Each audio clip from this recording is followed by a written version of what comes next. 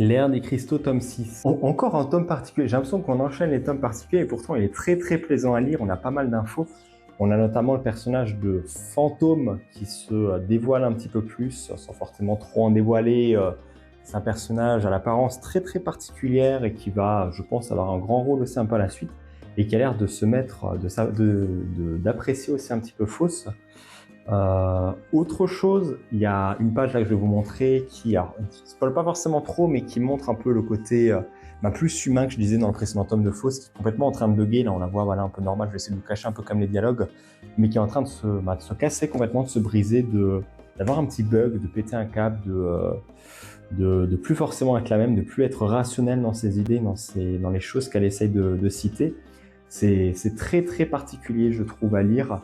Et en même temps, ça montre un peu la complexité du personnage qui, au début, était tout simple. C'était un personnage qui, innocent, pensait pas forcément à grand chose, juste à s'amuser, ça n'avait pas forcément de but.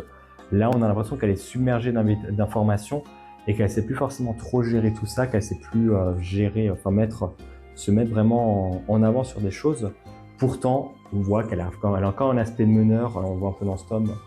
Je vous ai juste fait ça, mais voilà, qu'elle arrive un peu à avoir un aspect de meneur pour moi, mettre en avant un peu les autres et trouver des choses pour avancer. Pourquoi? Parce qu'en vrai, il y a un autre élément qui... En vrai, ça s'enchaîne, c'est cool, il y a des éléments qui s'enchaînent. Vous voyez qu'il y a une pièce un peu bizarre qui apparaît, un truc avec de nouveaux Séléniens qui vont apparaître. C'est très étrange. Les mystères par rapport au maître s'épaississent encore plus. Ça donne encore plus d'épaisseur au récit et ça donne envie de comprendre en fait la suite. J'avoue que je suis...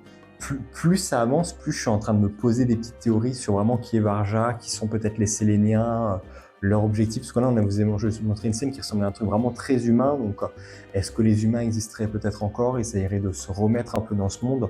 On nous a dit que théoriquement, les cristaux étaient censés être la partie des os des humains qui sont, avec le temps, devenus des cristaux et ont réussi à prendre un peu cette forme.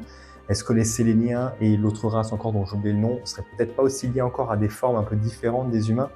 Quelque chose que je me pose quand même comme question et qui aura peut-être sa réponse dans un des prochains tomes. En tout cas, il y a un gros truc. Je disais Fausse, c'est encore un peu insouciante et casse-cou dans certains points. La fin du tome nous le montre encore. Je ne vais pas en dévoiler. Je pense que ça sera très bien traité dans le prochain tome et j'ai hâte de voir ce que ça va donner et la nouvelle évolution peut-être de notre personnage. On verra. Et toi, t'en penses quoi?